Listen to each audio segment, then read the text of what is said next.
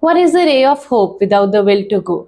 And with the same will to go, 10 years ago, in 2015, a seed was sown which has now become a nourished plant.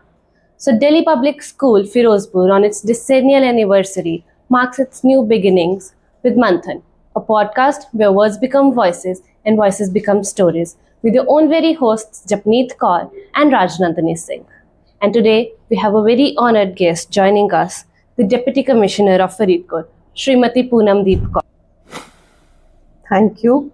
Thank you for inviting me over. Thank you. A figure known for its commitment to governance and community welfare, her vision, integrity, and service reflects true dedication to the responsibility and progress. So once again, let's welcome Srimati Poonamdeep Kaur. Thank you Good so evening, much. ma'am. Thank you. Thank you for gracing the very first episode of Manthan and taking out a time from your precious It's my schedule. pleasure indeed. Thank you so much, ma'am. So, I mean, there's nobody who doesn't know that what all it takes to be at the position where you are.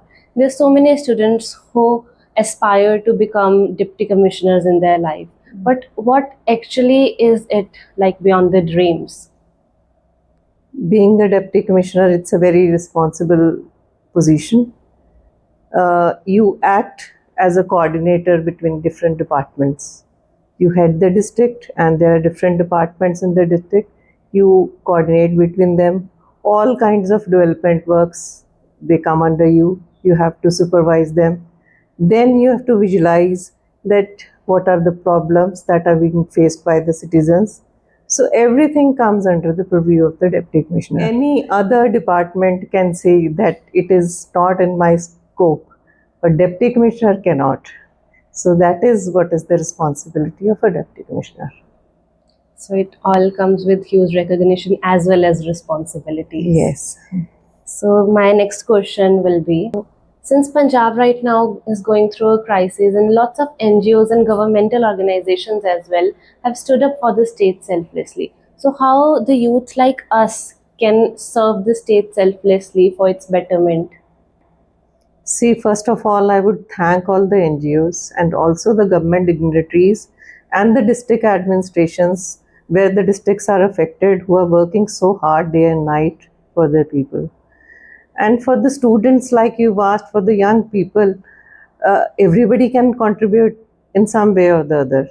You must be getting some pocket money from your parents. So each student can contribute his monthly pocket money or some fraction of it to the Chief Minister's Relief Fund.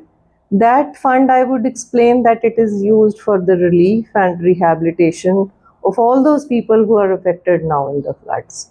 So everybody can contribute, and once the waters now they go down, then the people there, they've lost so much.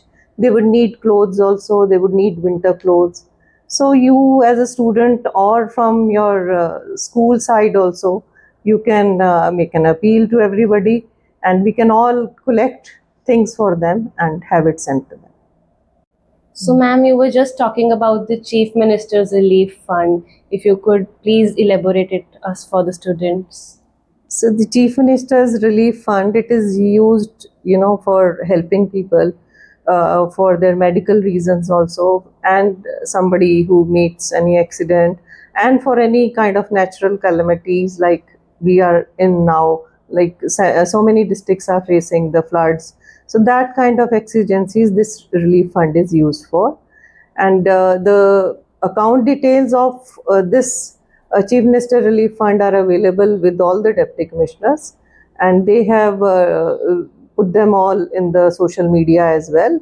And in case any requirement is there for your school, so we'll guide you with that. The deputy commissioner's office or the subdivisional magistrate's office are there. They can guide people onto that. That's really encouraging. Thank you. And now the next question, that's hypothetical. But if you were not into these civil services, what was the other passion and profession you would have chosen for yourself?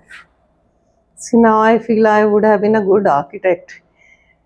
In the government service also, you get a lot of chance to renovate, get the buildings and all renovated. So whenever any such thing is happening in the district, so I feel that my passion from inside, it grows and I really feel for it. So I feel I would have been a good architect had I been not a bureaucrat. Wow, that's beautiful. Thank you so much, ma'am. It was great having a talk with you. There's lots that you have inculcated within the students. But from now on, I would like to hand over to my co-host Rajnandini Singh. Please keep encouraging us. Thank you, Japneet. Good afternoon, ma'am. Yeah, good And thank you afternoon. so much, Japneet. So now it's my turn to start things up here at Manthan. So let's dive a little deeper and add a pinch of fun to this podcast. So let's start. Okay.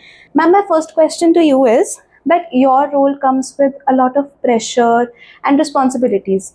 So how do you manage to still be grounded after all of this? I would say that all jobs come with pressure, and every job has difficulties, and so does ours. So we work as a team. Yes. So whenever any work is there, any execution is to be done, I have my whole set of officers who work under me, and then there is coordinate staff also. So any task that is on our hands, we do it as a team. So if we are successful in implementation, so the entire credit goes to the team. So that's how I feel when the team is taking the credit, that helps us to be grounded. Yes, that's very true, ma'am. Okay. So next question is, what is that one book or that one movie that you would recommend to us and the listeners of Manthan to watch or read at least once in their lifetime? See, I am more of a movie freak. Okay. So I would recommend, and being into the administration, I would recommend that one must watch these movies which have been made on bringing a social behavioral change, like Toilet and Padman. You know, certain habits are there, certain our mindset is such in, you know, some things that they've become norms. Yes. So it is very difficult to bring in a change. So any person who takes an initiative into that, he or she has to get through a lot of difficulties. So these movies, they teach us that, you know, once you achieve that thing, whatever you had thought of, and you are able to bring about that change in society, and that joy it brings to you, it is commendable. I myself have watched those movies so many times. I love those movies. Okay. So what is that one golden message that you would like to give to us and the listeners? So to the student, Yes, to the if you would say that, I would say that, you know, everything comes with hard work. So in your passage of life, there will be always two ways. The shorter one will be more lucrative also, but the longer one, the success that you achieve with the longer way, it is always, you know, permanent. So one must choose a longer way, but which has values in that. That's very... And we must choose, you know, we before I. When we start saying that it is our group, it is our school, like you've come to interview me today, there are 3-4 students, you've come here, and if you feel that my part should go well, that will be I. And if you say that our show should go well, so that is a good feeling. That's very true, ma'am. That's very true. Okay. So before we wrap up, let's do a quick rapid fire. I'll be giving you 2 things and you have to choose one from them very fast. Sure. That's very quick. Okay. Tea or coffee? Coffee. Okay. Mountains or beaches? Beaches. Early bird or a night owl? Night out. Books or Netflix? Netflix. Punjabi thali or street food? Street food. Okay. Sleep in or travel out? Sleep in. Okay. That's very good. And your one stress buster thing that you often do? Good cup of coffee or tea. That was very nice. Okay. So thank you so much, ma'am, for Thank this you. podcast. Thank you so and much. we really got inspired from your words after listening your podcast. So thank you so much for sparing time Thank you. for all of us and the listeners of Manthan. Thank you. To our listeners, thank you so much. This was the very first episode of Manthan, and many voices and many stories and maybe some more bad jokes from your host are on the way. So stay tuned to reflect and grow. Until then, these are your hosts Rajnandini Singh and Japneet Kaur signing off.